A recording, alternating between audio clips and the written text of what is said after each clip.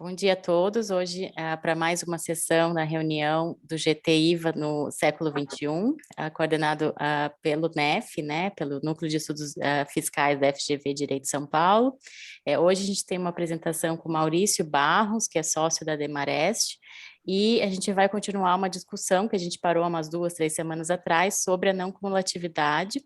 Naquela nossa discussão, nós não entramos mais a fundo nessa questão de uso e consumo, né, e por que que a gente deve fazer essa discussão agora, e o Maurício gentilmente se ofereceu para fazer um histórico da interpretação do uso e consumo para fins de ICMS, para fins de PIS e COFINS, porque na PEC 110 foi colocado como uma restrição ao direito de creditamento justamente as despesas para uso e consumo pessoal, né, assim que foi colocado lá na proposta, e tem havido algumas críticas com relação a essa redação, e hoje nosso objetivo aqui é justamente a gente ver se essa redação é a mais adequada, porque não seria, e ver então a partir dessas contribuições do Maurício.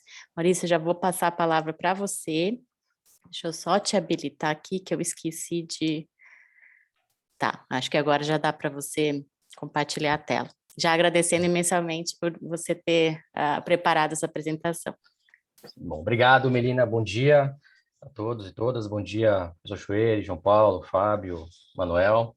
Eu vou compartilhar aqui Eu fiz um PPT, eu vou compartilhá-lo aqui, só um minutinho. Dá para ver aí? Dá. Só se puder colocar em tela cheia, sim. por favor. Tá. Foi agora? Sim. Sim. Tá, bom, a minha ideia aqui, como eu havia alinhado com a menina, a gente teve aquela discussão mais ampla, né, sobre a não cumulatividade do IBS e da CBS há cerca de 2 semanas, e já vinha chamando a minha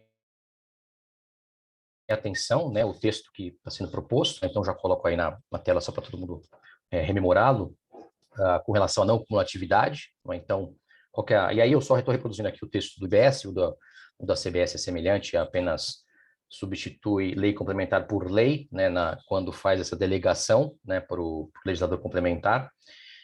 E a questão que será aqui o objeto central da minha exposição, e aí a minha ideia é a gente percorrer aí, né, como que esse termo uso e consumo, como que não só uso e consumo, mas como esta redação que está sendo proposta na PEC 110, como esses termos, né, e essa forma de sugerir, né, uma regulação via lei complementar, como ela se deu em situações semelhantes com o ICMS e o PIS e COFINS, né, quais foram os problemas, né, enfrentados e que a gente enfrenta até hoje, para a gente fazer uma reflexão se realmente esta redação seria a ideal, ou a minha ideia aqui não é sugerir uma redação. Eu já, de antemão, como eu externei naquela reunião, eu não me agrada muito esta redação, né, e eu vou demonstrar aqui o porquê desse meu ponto de vista pessoal, mas a ideia não seria chegar aqui com uma redação, mas, enfim, no final eu até tenho alguns caminhos, né, que podem ser adotados em substituição a isso, né? Então, basicamente, né, o artigo 156A, só para todos ficarem na mesma página, prevê a não cumulatividade, né, será não cumulativo, compensando-se que for devido em cada operação ou prestação com o montante cobrado nas operações e prestações anteriores. É uma redação bastante semelhante à do ICMS, né, do artigo 155, e a gente vai ver que a casuística que eu estou trazendo aqui é basicamente do ICMS, né, enfim, por ter aí um texto semelhante também com relação ao uso e consumo, né, não na Constituição, mas na lei complementar. E o ponto central aqui, né, que é uma exclusão, né, da regra ou princípio, enfim, da não cumulatividade, que é esse parágrafo 3º, inciso 1º, né, que disposto a não cumulatividade não se aplica caso o bem ou o serviço seja destinado a uso ou consumo pessoal, conforme definido em lei complementar. Tá? Então, essa vai ser o objeto principal. Então, só para a gente ficar num comparativo, né, o que a gente tem em termos de ICMS, então, a regra de não cumulatividade na Constituição, a meu ver, né, a Constituição, ela excepciona 2 situações, né, em que não haverá direito a crédito, que são a isenção ou não incidência na entrada, né? Então, bens ou serviços de comunicação e de transporte que não tenham sofrido a incidência do ICMS, seja pela isenção ou não incidência, não dão direito a crédito, ou quando a mercadoria ou o serviço são empregados utilizados, né, em bens e serviços de novo, né, de comunicação e transporte, que também são isentos ou não tributados, à exceção das exportações, e salvo também disposição em lei, né, em forma diferente, né? Então, essa, na minha visão, e eu acho que a doutrina vai um pouco nessa linha, de que essas são as duas exceções, e aí a gente tem um dispositivo no inciso 12, que traz aí o rol de matérias, né, que para fins de ICMS devem ser reguladas por lei complementar, disciplinar o regime de compensação do imposto, né?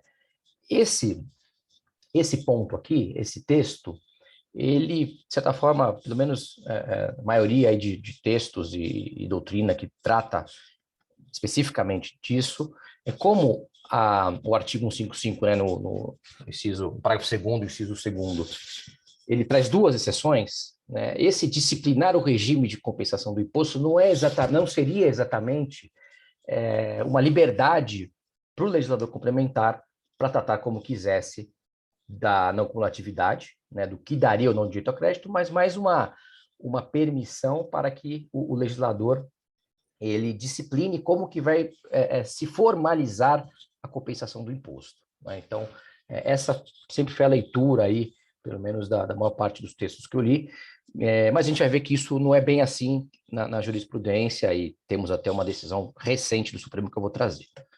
Muito bem, aí vem a lei complementar, né, a lei Candir 87 de 96, né, que permite aí a apropriação de créditos, né, e no artigo 20 caput, né, ele deixa ali bem claro, né, a entrada da mercadoria real ou simbólica no estabelecimento, inclusive é destinada ao seu uso ou consumo. Então a gente vê que o texto que está na PEC 110, ele não aparece na Constituição, mas ele aparece na emenda, na lei complementar 87. Ou ativo permanente, ou recebimento de serviços de transporte interestadual e intermunicipal ou de comunicação. Então, isso é o que vai dar direito a crédito. E aí vem um parágrafo primeiro, coloca ali, não dão direito a crédito as entradas de mercadorias ou utilização de serviços resultantes de operações ou prestações isentas ou não tributadas. Então, aqui está em linha com aquelas exceções da Constituição Federal, ou que se refiram a mercadorias ou serviços alheios à atividade do estabelecimento. E aí um parágrafo 2º, que, salvo prova em contrário, presumem-se alheios à atividade dos estabelecimentos os veículos de transporte pessoal. E aqui a gente tem outro termo que é utilizado na PEC 110, o pessoal. Ali está uso ou consumo pessoal. Então é diferente aqui da lei Candir, porque o uso e consumo está num texto que, em tese, permitiria o crédito, e o pessoal está num texto aqui, numa hipótese, que não permitiria, salvo prova em contrário. Isso está bem claro. Então, esse veículo de transporte pessoal, ele faz parte do alheios à atividade do estabelecimento, né? Bom, e aí a gente tem o parágrafo 3º, que, enfim, também em linha com a Constituição, diz que o que der saída não tributada, isenta ou não tributada, também não vai dar direito a crédito. Então, isso está em linha aí com a Constituição Federal, também, com aquelas duas exceções.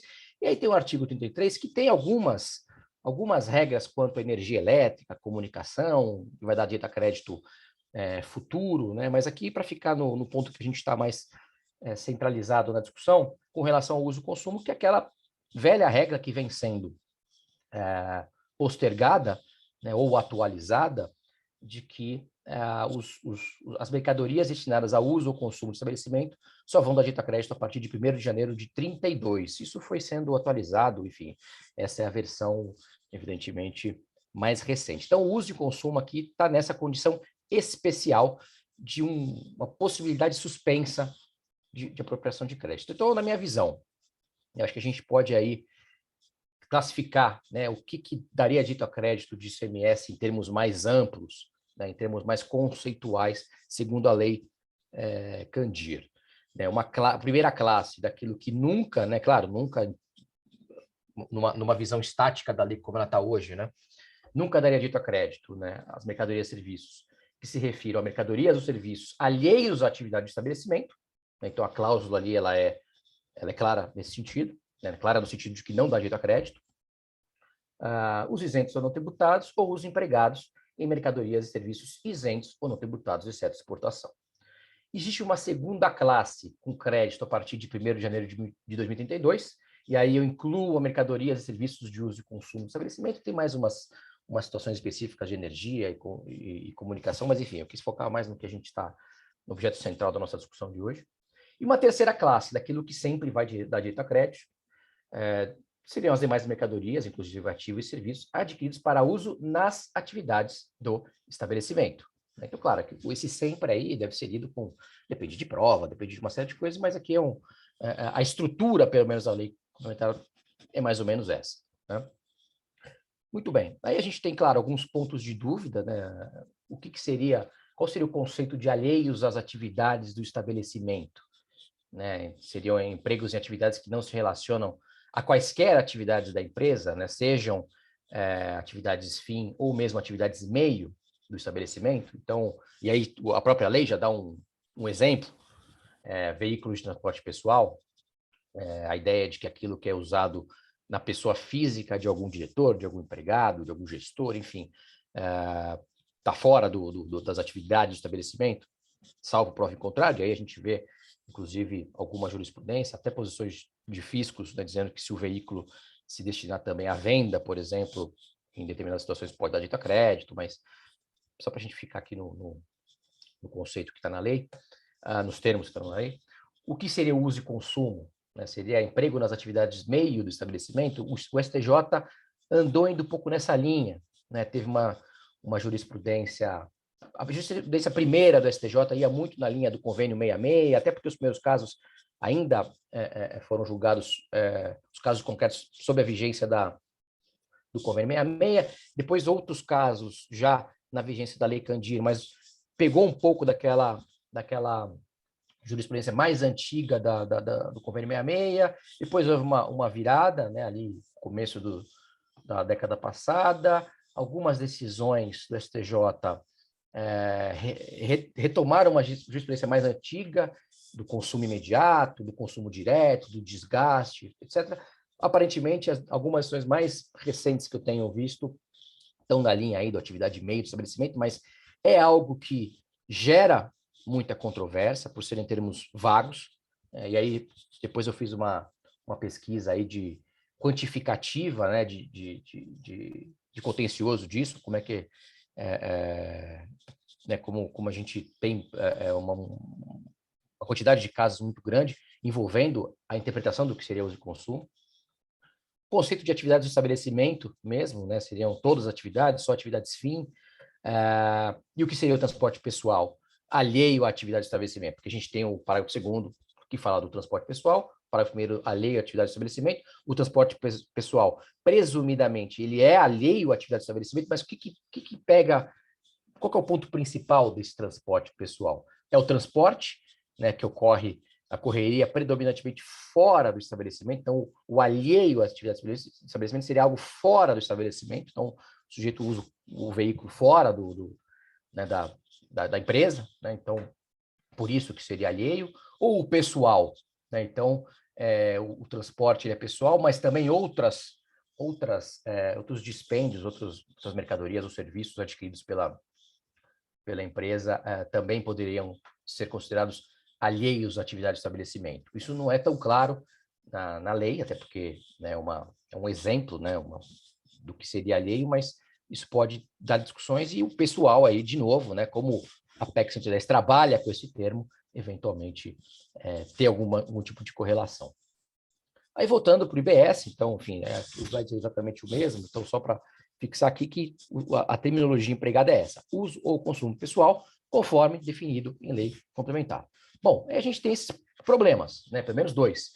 Esses conceitos vagos, né, de uso ou consumo pessoal, né, será que essa é a melhor redação? Será que agregar o pessoal ao uso ou consumo, que é algo que tem muito conflito, resolveria esses conflitos, resolveria essa vagueza, né, terminologia empregada, diminuiria o contencioso, as dúvidas, a insegurança? Será que o conforme definido em lei ou lei complementar, dependendo se é o IBS ou a CBS, resolveria também ou aumentaria conflitos, enfraqueceria a não cumulatividade? Porque, lembrando, né, só para voltar aqui, é o uso ou consumo pessoal conforme definido em lei complementar. Será que essa delegação para a lei complementar, ela ajudaria ou atrapalharia, né? Lembrando que um dos pilares aí dessa reforma é a gente trazer simplificação, né? Tornar aí o IBS menos problemático do que os tributos sobre o consumo atuais. Bom, aí eu fui olhar o que tem de discussões, né, com relação ao uso e consumo, transporte pessoal, alheio à atividade de estabelecimento, né? Claro, existe uma quantidade enorme de julgamentos, né? Então, eu acho que até, se for o caso, depois poderíamos aprofundar né, as linhas que se tomaram, embora mais para frente eu traga aí alguns exemplos, mas aqui, pelo menos na questão quantitativa de discussões, né? Então, eu fiz algumas pesquisas, enfim, usando os termos, né, e parecido com o que a gente fez no trabalho lá do Observatório do TIT, né, que usando termos, a gente ia atrás de quantos julgados, e aí ali fazia uma análise das tendências, né, que eram observadas. Então, na Secretaria da Fazenda, né, então pegando aqui respostas de consultas e decisões normativas CAT, só esse tipo de ato, né, que é interpretativo da administração, usando os termos ICMS, créditos, uso e consumo, apareceram 526 resultados. Então, assim, são muitas consultas feitas ao fisco com relação a esse assunto. Isso revela aí, né, que gera muita dúvida, né, esses termos geram muitas dúvidas nos contribuintes. Alheios à atividade do estabelecimento, um pouco menos, aliás, consideravelmente menos, né, então deu 69 resultados. A questão de veículos de transporte pessoal, né, então ICMS, crédito de transporte pessoal, 47 resultados, mas aqui, olhando assim por cima, né, muitos tratam ali de um crédito em específico, a grande maioria de combustível utilizado em veículos, e aí, quando ele usa o termo transporte pessoal, é para excepcionar, então pode dar direito a crédito o uso, a aquisição de combustíveis empregados em veículos do estabelecimento, exceto se para transporte pessoal. Então, pelo que eu vi, a maior parte não especifica o que seria esse transporte pessoal ou não, tinha até alguma coisa de produtor rural, pessoa física, que aí aplica a presunção da Lei 87, da Lei Candir, que é pessoa física, presume-se a lei de estabelecimento. Então, ele tem que provar que aquilo é, sim, empregado nas atividades do estabelecimento. No TIT, infelizmente, de ontem até hoje, está com uma inconsistência no site, desde ontem de manhã, não dá para pesquisar nada, infelizmente. Como diz a minha filha, bugou o site, então não consegui ter essa quantificação, mas eu tenho alguma coisa que eu já tinha de jurisprudência. TJ São Paulo, ICMS, créditos, uso e consumo, 8.166 casos julgados. Aqui eu fiz um filtro, né, então eu separei apenas as câmaras de direito público, né, porque às vezes esses termos podem levar a alguma outra discussão que não tem exatamente a ver com o ICMS. Evidentemente que desses 8.166, claro, acredito que nem todos tratam especificamente do termo, porque, como eu disse, é uma pesquisa mais geral para ver aí em que nível essas coisas geram contencioso, mas mesmo assim é um número que impressiona.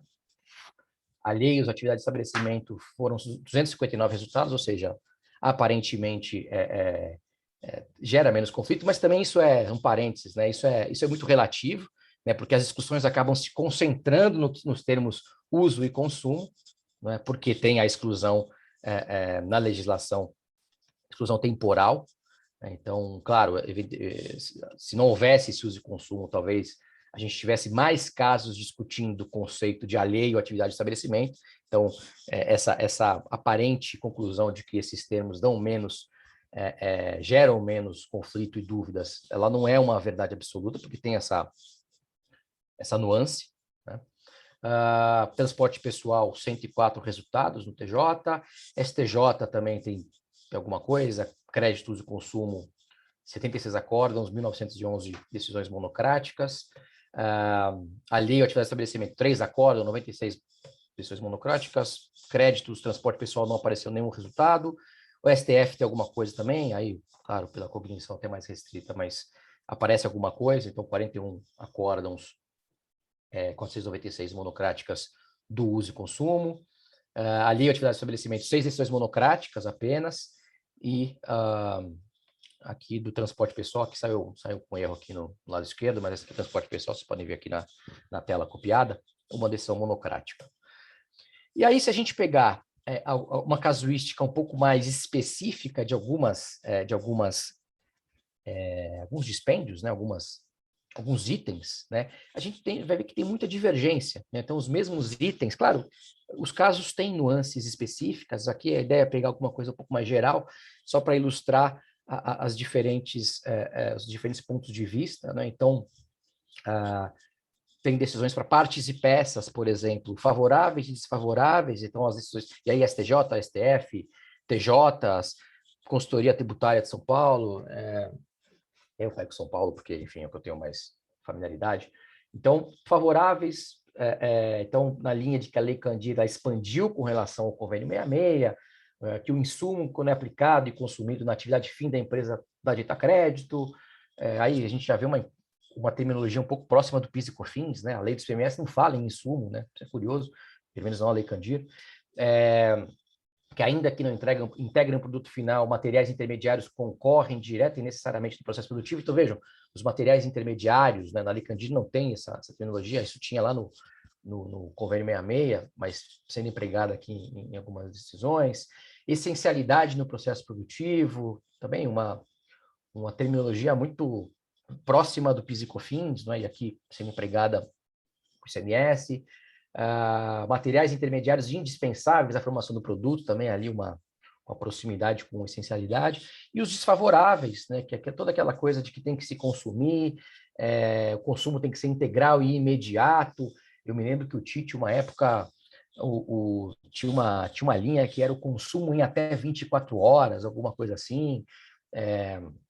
Simples desgaste pelo uso constante não gera crédito de ICMS, mesmo quando desgasta, não poderia.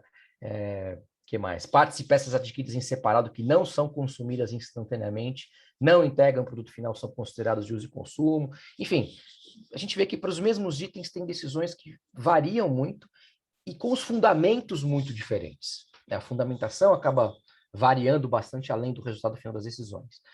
E aí uma questão até curiosa, né? E eu me lembro que quando eu estava lá no TIT, no tribunal, eu escutava isso nas discussões, né? Tem uma decisão normativa CAT, né? Que só para quem não está familiarizado com São Paulo, as decisões normativas CAT são conclusões gerais da consultoria tributária com relação a determinado assunto e acaba vinculando outras consultas e a fiscalização, né? Então, são uma espécies de súmulas, não chegam a ser súmulas, mas são consultas que são reunidas e a Secretaria adota uma linha para evitar conflitos entre consultas que vão em linhas diferentes ou aplicação distinta, né, entre os fiscais, entre as delegacias, enfim. E aí tem essa decisão normativa CAT-1 que ela é bastante generosa com o contribuinte, né? Ela aponta ali vários itens, né, que dão direito a crédito, né? E às vezes até de forma mais ampla do que o próprio tribunal admite, né? Então eu até me lembro de ouvir lá em algumas sessões de julgamento os comentários de que a DNCAT-1 ela é mais, como é que eles falavam? Ela é mais aberta ou ela é mais permissiva do que a Lei Candir.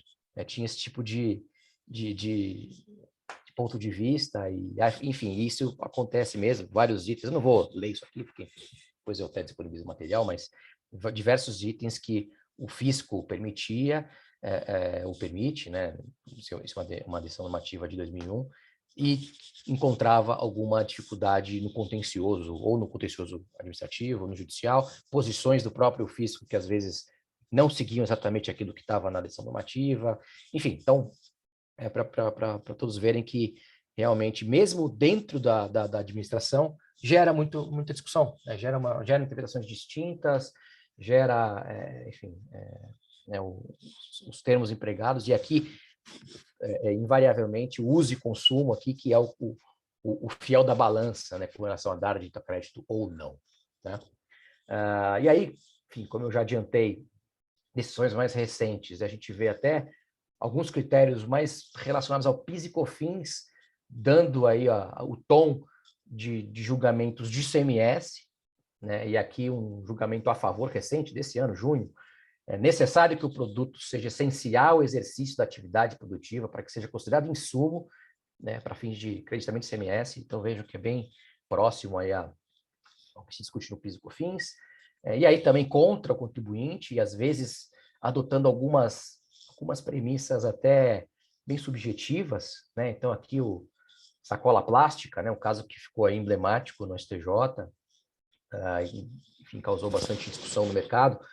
Materiais utilizados para embalar ou acondicionar os produtos postos à venda no estabelecimento, como sacolas plásticas personalizadas, bandejas, etiquetas térmicas, rolos plásticos, entre outros, configuram mera facilidade posta à disposição do consumidor, não integrando o produto final comercializado, tampouco sendo essencial ao exercício da atividade de supermercado. Né? Então, é bastante subjetivo isso, bastante questionável, né? Enfim, sair do supermercado carregando carne moída sem a bandejinha, sem o plástico em volta, acho que não seria lá muito fácil. Mas, enfim, né, acaba tendo aí uma aplicação de um conceito que acaba não sendo do ICMS enfim, né, porque o uso e consumo, atividade de estabelecimento talvez tenha uma vagueza que não seja suficiente para trabalhar os casos concretos. E aí a gente tem a questão da delegação, né, um caso também de pouco mais de um ano, né, plenário, tema 346, né, do Supremo, que decidiu sobre a prorrogação, né, da Lei Candir, né, das emendas à Lei Candir, né, das alterações à Lei Candir, com relação ao prazo para que o contribuinte possa começar a acreditar bens de uso e consumo. Não é? Então, aqui o Supremo julgou constitucionais essas leis, né, que prorrogam, mas entrou, inclusive, no mérito de que esta delegação ela é legítima. Né? Então, que a lei complementar compete, sim, legislar sobre o que daria dita crédito ou não para fins de ICMS. Aqui está muito claro, né, os trechos que eu grifei aí. Né? Embora a Constituição Federal tenha sido expressa sobre os direitos dos contribuintes compensar em créditos e correntes de ICMS, também conferiu às leis complementares a disciplina da questão. O contribuinte apenas poderá usufruir dos créditos ICMS quando houver autorização da legislação complementar. Então, aquele artigo que eu citei no começo, né, que cabe à lei complementar disciplinar a forma de compensação do imposto, aqui foi lido pelo Supremo como uma delegação, não para fins formais, né, de procedimentais, mas para dizer o que dá direito a crédito ou não. Não é? Então, e aqui o tema da repercussão geral que foi aprovado, não viola o princípio da não compatibilidade, lei complementar que prorroga a compensação de créditos de ICMS relativos a bens adquiridos para uso e consumo no próprio estabelecimento do contribuinte. E esse ponto fica bem claro aqui no voto vencedor. O resultado foi 9-2, né, a favor da tese, né, que aqui, citando aquele trecho, né, que fala das competências da lei complementar, compete à lei complementar regulamentar o regime de compensação do ICMS, né, não obstante a Constituição Federal estabeleça o direito ao acreditamento, subordina-o à edição de lei complementar. Então, assim, aquela delegação que ela nem era tão clara assim, com relação à materialidade dos créditos, aqui o Supremo já leu e aplicou como uma delegação para que realmente a lei complementar trate, né, de não cumulatividade para dizer o que pode ou não dar direito a crédito. E aí, rapidamente, com relação ao PIS e COFINS, né, acho que é um pouco mais simples aqui, não a discussão, mas o enquadramento, né, para fins do que a gente está discutindo. Tem um parágrafo 12, artigo 95, a lei definirá os setores de atividade econômica para os quais as contribuições serão não cumulativas, e a gente tem as leis que têm aquelas listas de custos de despesas creditáveis, interpretações restritivas da receita federal, um contencioso enorme com relação a isso, né? E aí a gente está aí, em meio ao tema 756, que está aguardando julgamento, definição do julgamento, para ver se essa matéria é constitucional ou não, se essas leis poderiam ou não ter né, discriminado quais créditos quais dispêndios são não creditáveis. Tá? Então, aqui também um grande contencioso. E aí, o que a gente, né, pelo menos eu, concluí, né, dessa verificação pragmática das discussões do uso e consumo pessoal, definir a lei complementar. Né, que essa delegação para fins de ICMS, né, para a lei complementar, gerou muita insegurança e grande contencioso. Por quê? Porque a lei complementar adotou justamente esses termos uso e consumo, né, que estão sendo reproduzidos na PEC 110.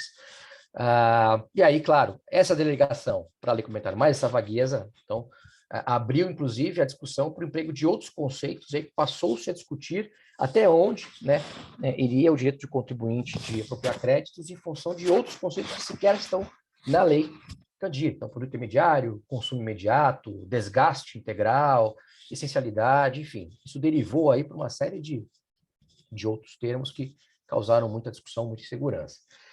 O PIS e COFINS é a mesma coisa, né? Essa delegação, né, eu coloco entre aspas aí, né, porque, enfim, está em análise no Supremo, mas gerou também segurança. Então, lista restritiva de crédito PIS e COFINS, né? Então, dúvidas que surgem, por que o varejo não apropria insumo, é uma das perguntas do momento aí, né, em termos de discussões, né, a questão do marketing, né, que para uma parte do varejo acaba sendo o maior dispêndio, emprego de conceitos relacionais de difícil aplicação, então insumo, né, então aquilo que eu adquiro para fazer alguma coisa, então isso causa aí toda uma insegurança.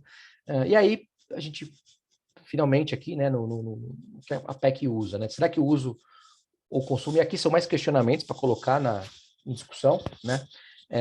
Será que o uso ou consumo pessoal, será que é realmente a melhor redação? Será que a gente não teria uma redação melhor para colocar? Será que agregar o pessoal ao uso ou consumo resolve ou melhora, né, em termos de pragmáticos, né, para a interpretação?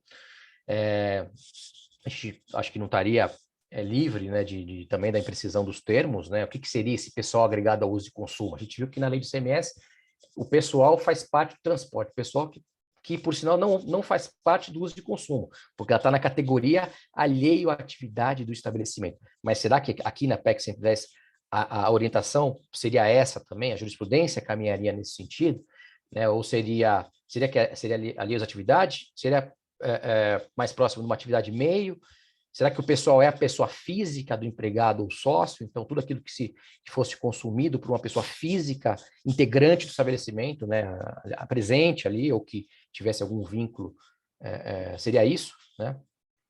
Será que isso poderia derivar para o critério dos 5/7 ali? Né? Então, se for alguma coisa, um gasto comum, então que a pessoa frequenta o veículo, né? Então, 7 dias por semana, ele trabalha 5, então 5/7 daria direito a crédito, 2/7 não. Existe uma discussão parecida com relação ao imposto de renda, né, de despesas.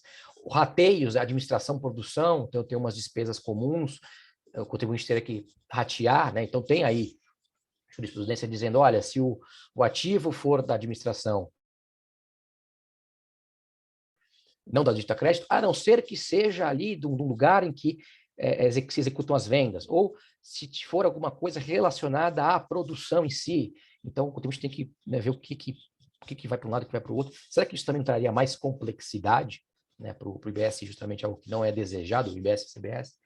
Será que a exclusão pura e simples do parágrafo 3º, e aí, como decorrência disso, uma atividade mais ampla ainda, o que talvez fugisse aí de modelos de IVA que servem ou têm servido de inspiração para a reforma, então, será que seria uma solução? Né? Aí a gente teria mercadorias e serviços de uso e consumo pessoal, aquilo que se volta para o empregado, para o diretor, enfim. Será que a gente não estaria falando de uma tributação? Acho que alguém comentou isso até numa das reuniões ali dos benefícios indiretos, né, dos fringe benefits, que tem toda uma discussão de incidência de imposto de renda, INSS. Será que ficar por isso mesmo? Então, tributa-se como se fosse salário, deixa para lá o crédito. Será que isso seria uma solução viável? De novo, isso aqui não é uma opinião minha, estou só colocando para discussão, tá? Substituir textos por alheios à atividade do estabelecimento. Então, ao invés de colocar uso e consumo pessoal, utilizar ali, caso o bem ou serviço se refira a mercadorias ou serviços alheios à atividade do estabelecimento. Será que isso melhoraria? Será que seria uma redação melhor? enfim, também coloco para discussão. Enfim, poderia se pensar em alguma presunção, né, como o veículo de transporte pessoal. A gente sempre vai ter as regras anti-simulação, então, se o contribuinte acredita, mas aquilo não é para a atividade da empresa, sempre o fisco poderá glosar, mas será que basta ter a regra de tipo simulação ou é melhor colocar alguma presunção? Enfim, desejável a exclusão da delegação à lei complementar, aqui de propósito eu já coloquei em cima o alheio às atividades do estabelecimento, não coloquei conforme lei complementar, porque isso que eu acho que eu estou bem confortável em não delegar a lei complementar, mas enfim, eu também coloco aí para discussão. Então, era basicamente isso. Desculpa se eu me alonguei um pouquinho aí, Melina, mas Não tem essas são as problema, ponderações Maurício, que eu queria fazer, obrigada. aí fico à disposição. Obrigada, foi ótima a sua apresentação e eu estou aterrorizada com essas decisões, assim, não é possível a capacidade tanto do legislador infraconstitucional quanto do judiciário ou do tribunal administrativo de desvirtuar, né, assim, claramente a Constituição não coloca essa decisão do STJ das sacolas, eu não conhecia, de embalagem, sacolas, não fazer parte da atividade, né, do estabelecimento, assim, uma coisa que é inacreditável, sabe, e realmente você mostrou bem que a Constituição não faz essa limitação, né, que tanto a Lei Candir quanto a legislação estadual fizeram. Então, é impressionante a capacidade de limitar a não cumulatividade em detrimento e contrariamente à Constituição, ao meu ver, né, a Constituição claramente dá uma abertura muito maior do que se fez. Então, eu realmente estou, assim, impressionada com essas decisões e agradeço. E antes de passar a palavra, eu acho que, olhando ali a sua conclusão, que você coloca que muito dessa discussão é a questão do uso e consumo, eu vejo muito dessa discussão, pelo que você mostrou até, sendo, fazendo referência a essa questão de atividade, a lei e atividades do estabelecimento ou não, e é por isso que na apresentação do Peroba, né, a gente discutiu que o ideal seria você não colocar qualquer critério, qualquer teste para ser feito na hora do creditamento, que é o que a legislação, a Constituição atual coloca no 155 e que está sendo proposto, que é, como você falou, mais ou menos igual, que é você incidiu o IBS, o ICMS é devido, você tem direito a creditamento sem qualquer teste, se é a lei ou não atividade, se é essencial ou não. Então, eu acho que o mais importante é você dar direito amplo ao creditamento e aí sim as exclusões você colocar muito claramente no texto, seja texto constitucional, que eu acho que é o ideal, o que não gera de forma muito bem redigida. Então, eu acho que parece que foi isso que a Constituição atual quis fazer. E como que a gente vai fazer isso para o IBS para que não haja essa distorção tamanha que foi feita no ICMS. E aí, só mais um comentário antes de passar para os demais, essa questão do uso e consumo pessoal, né? Você comentou brevemente que você pode ou restringir o crédito, porque o que é isso, né? As pessoas não entendem que isso é consumo final. E o crédito está sendo restringido porque é consumo final, chegou o consumidor final, né? Que é a empresa que adquiriu para um consumo pessoal de alguma pessoa física. Então é por isso que se restringe. Melina, você Fala. travou quando você começou a Desculpe, falar do pessoal. tá. Não, tem muita gente que não entende que esse uso e consumo pessoal, por que o crédito é restringido nesse caso? Porque é um consumo final. Né? Sendo um consumo final, você não dá direito ao crédito porque a empresa adquiriu aquilo para o consumo pessoal do sócio ou do empregado, né? Alguém relacionado à pessoa jurídica. Então, por ser consumo final, você tem duas técnicas, né? Ou você não dá direito ao crédito, porque a empresa adquiriu para o consumo final, e tem a técnica de você se creditar, mas a empresa vai ter que fazer uma saída tributada. Né? Por ser um consumo final, ela está, digamos assim, fazendo uma venda, né, para o sócio. Então, você tem essas duas técnicas, você não precisa restringir necessariamente o crédito, mas aí a empresa vai ter que fazer uma saída tributada, como se ela tivesse fazendo a venda para o seu sócio, digamos assim. Essa segunda técnica, inclusive, é o que o professor Isaías defende. Ele defende não a restrição ao crédito, mas a saída tributada por conta do consumo final. Então, eu só queria falar isso. Alguém tem alguma... Não? Perópolis? Melina, João Paulo, Bom tá, dia. desculpa. Bom dia. Maurício, parabéns. Acho super legal você trazer essas digressões de evolução de conceito. E quando eu vejo isso, uma das preocupações que eu tenho é que quando a gente vai analisar não como atividade toda a evolução do crédito, a gente acaba se valendo de conceitos históricos no passado para tentar interpretar conceitos futuros. Então, quando a gente fala... Eu queria entender, Melina, como foram as discussões de bastidor para a definição do termo uso e consumo nesse caso específico? Porque, para as propostas de redação, acho que uso e consumo é um termo menos importante hoje em relação à possibilidade ou não possibilidade de creditamento, ou seja, uma classe de dispêndio, uma classe de ativo que você utiliza na tua atividade produtiva, e o que me aparenta que a gente quer limitar muito mais, se aproximando do imposto sobre consumo, quando você tem a última utilização na etapa da cadeia de valor. Daí o receio da gente associar esse termo com uso e consumo, porque hoje o uso e consumo, utilizado na atividade da empresa, teoricamente, é algo que a gente gostaria de permanecer dando crédito. Mesma coisa em relação a quando a gente aproximasse da CBS. A ideia desse novo sistemática de tributação é não dar crédito, como você bem colocou, para a última etapa da cadeia. E aí o receio é, quando você começa a misturar uso e consumo, não coloca atividade de estabelecimento, coloca o pessoal, da gente tentar se valer dos preceitos históricos para tentar ficar criando arquétipos não creditáveis. Ótimo, João Paulo. E aí trazer mais confusão. Fazer uma rodada, depois a gente comenta. Acho que o Peroba, depois o Manuel.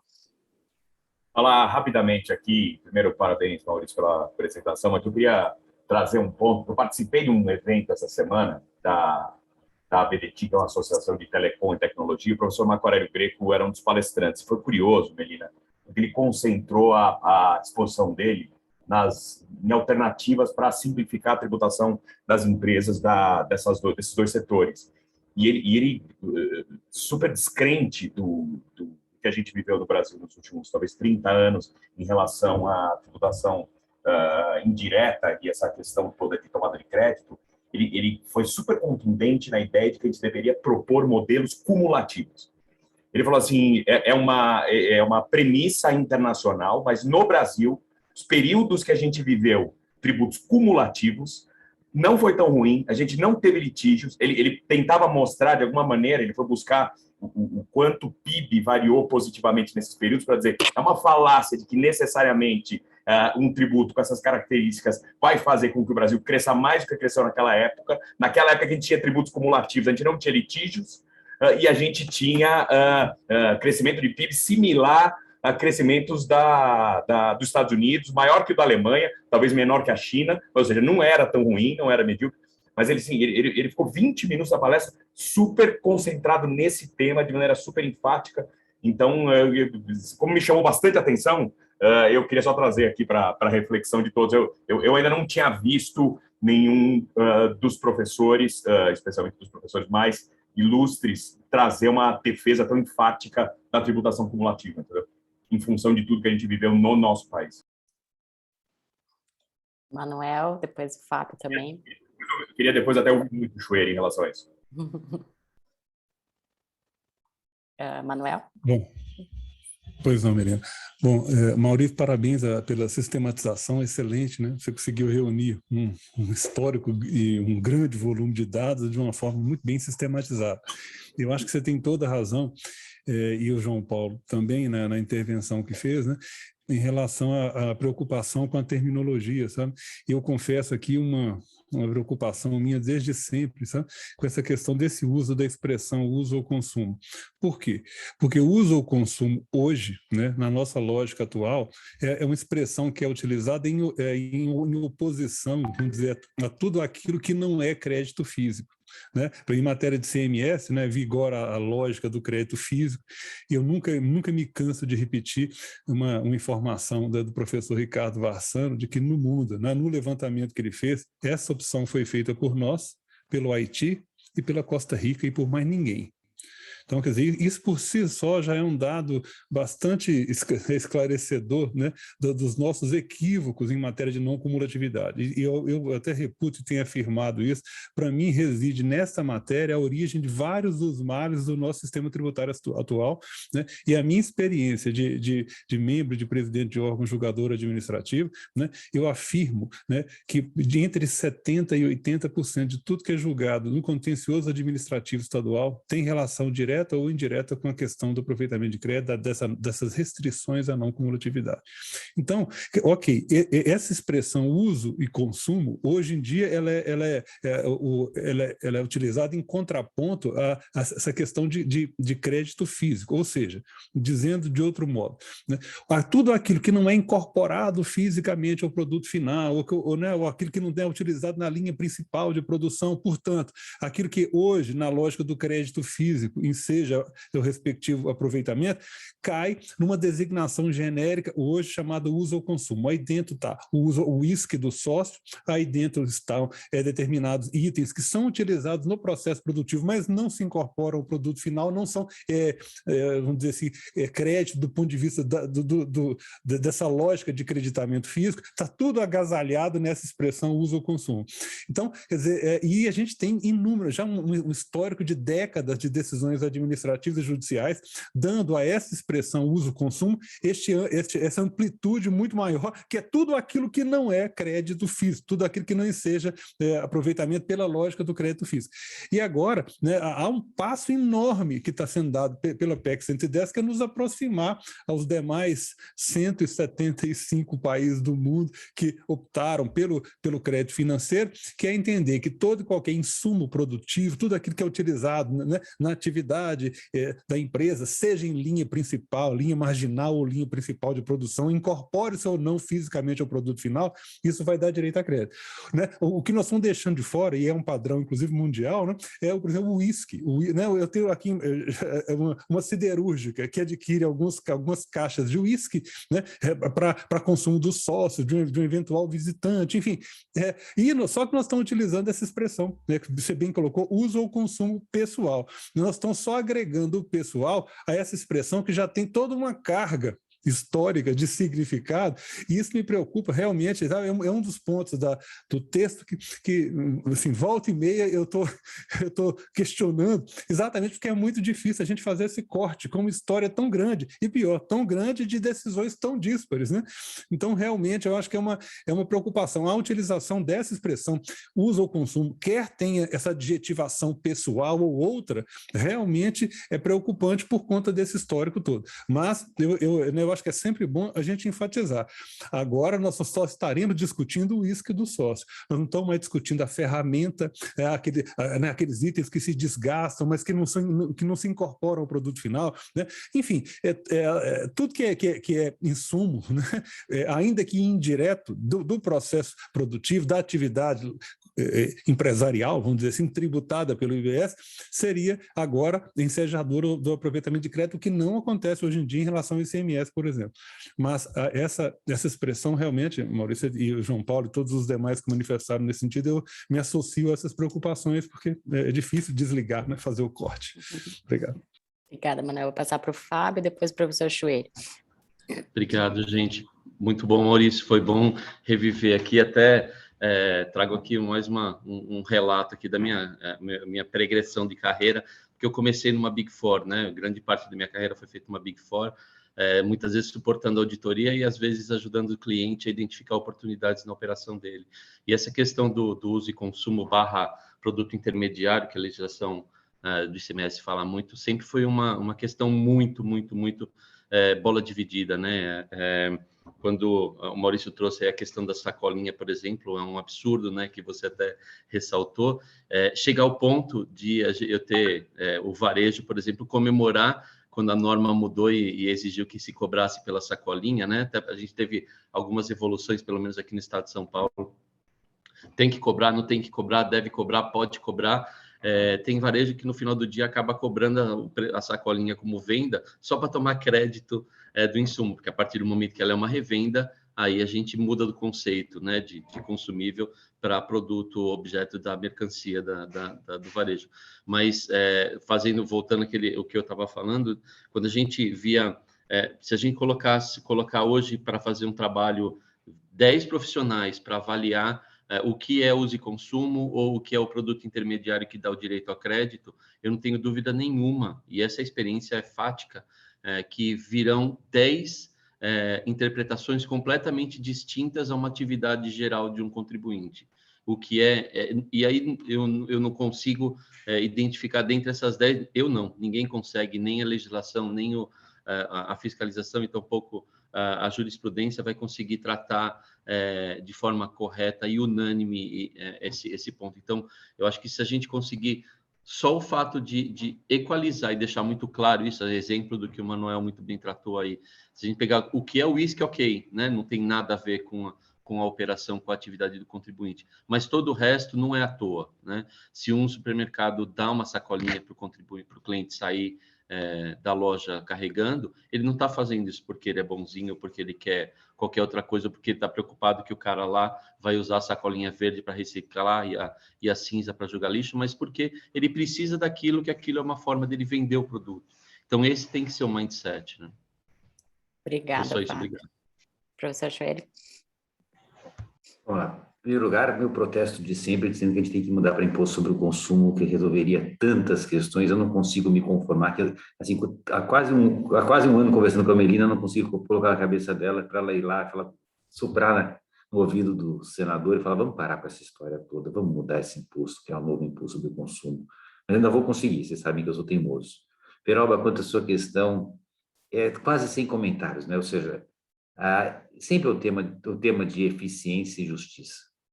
Por mais que você possa, até eu não sou economista, posso tentar dizer que, em termos de eficiência, uma tributação cumulativa poderia ter alguma eficiência arrecadatória, mas certamente seria injusta. Ou seja, eu não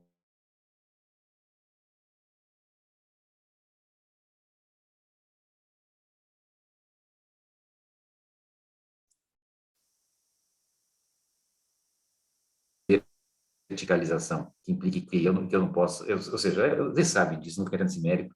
Então, eu não vou para o adjetivo ao comentário que foi feito, mas eu acho que vocês perceberam até o adjetivo que eu poria, se não fosse o fato de ser público, mas se conseguem até adivinhar qual é o adjetivo.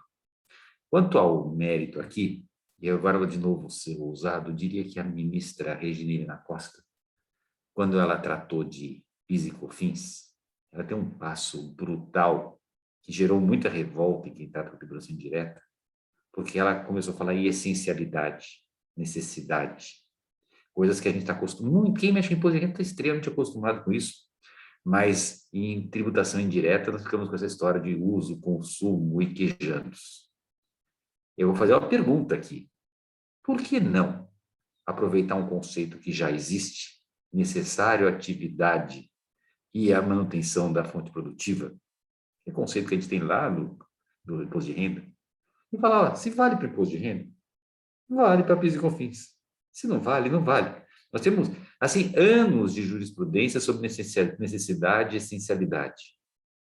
E eu diria, assim, eu tenho muita dificuldade, talvez vocês vejam, que conhecem mais de tributação indireta, eu só dizer uma coisa: eu fiquei admirado aqui quando o Fábio disse que ele trabalhou em Big Four.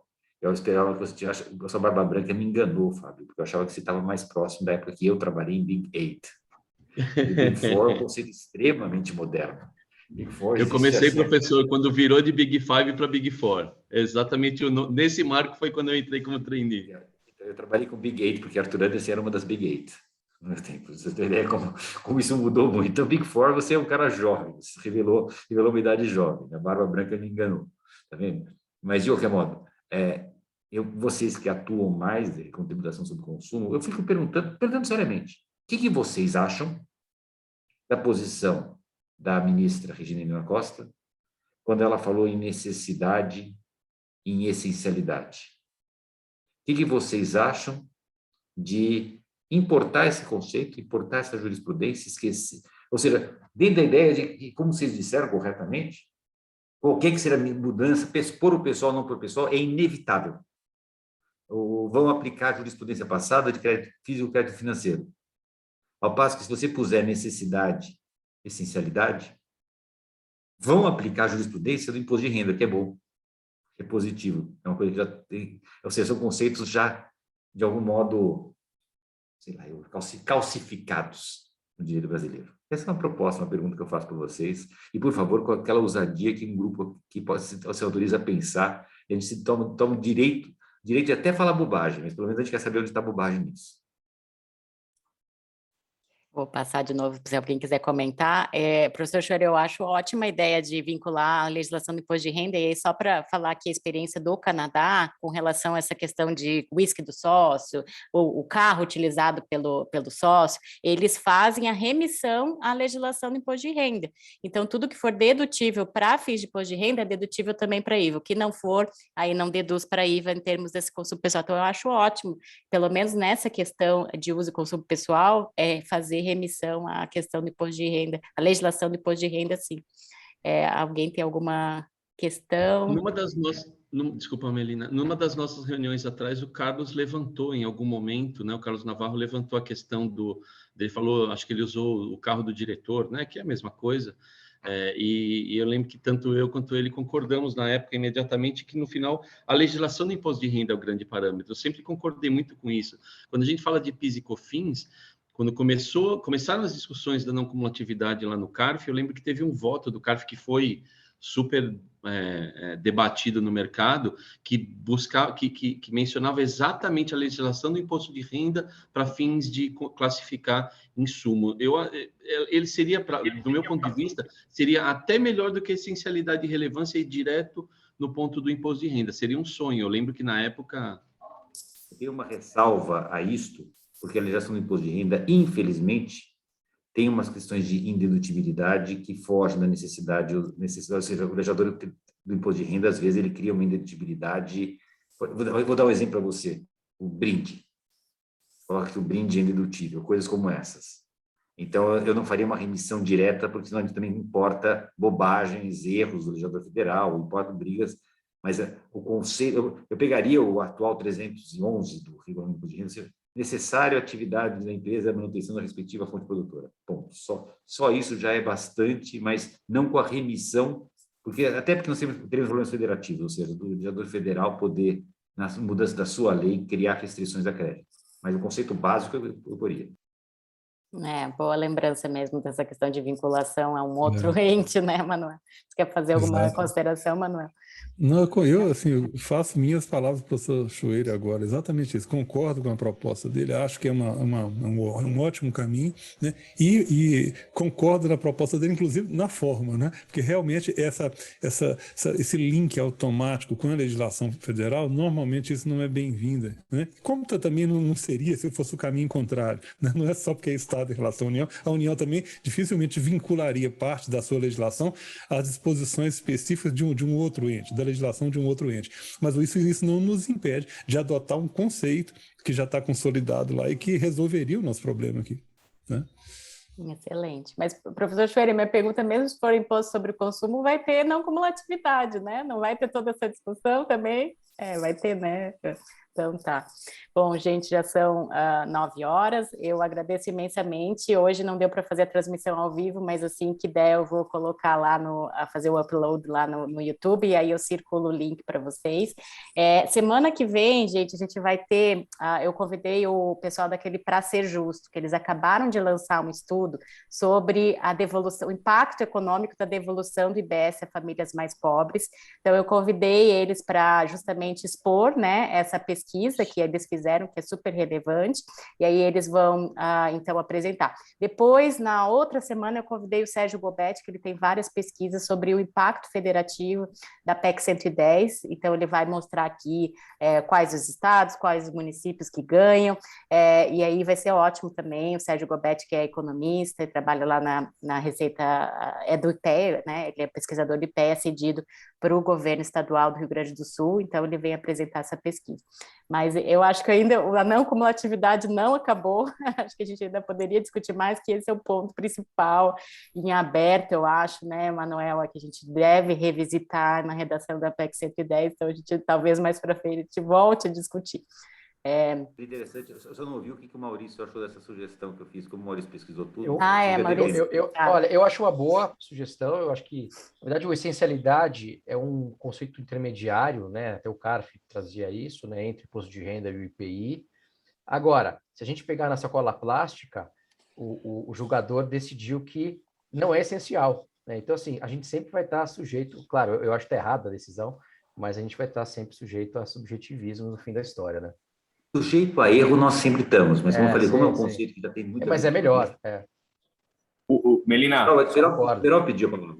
Fala. Não vi, Peroba, eu achei que você estava com a mão levantada de antes. Não se preocupa, vou até abaixar aqui para não causar, não estamos desligando, na verdade, né? Mas eu queria fazer só um comentário adicional ao ponto do Chueri, que vem um pouco do raciocínio da ministra Regina Helena Costa, que eu acho que é importante, porque ela fez duas coisas, e a adesão foi impactante nessa questão da identificação dos critérios, mas ela tem um segundo aspecto, que é processual, mas que também resolve bastante o problema, porque ela deu o seguinte recado naquela decisão, ela falou, não me traga mais processos ao STJ sobre esse tema, porque definidos os critérios, passa a ser uma questão de prova, e aí cada empresa individualmente vai provar se atende a partir das despesas que estão contabilizadas os critérios de relevância e essencialidade. Então, que é, no fundo, como a gente deveria tratar essas questões, né? Essas teses todas, revisitando a todo momento, cada disposição, examinar o princípio da não coletividade, que é uma loucura, né? No fundo, é uma questão de prova e enquadramento mesmo.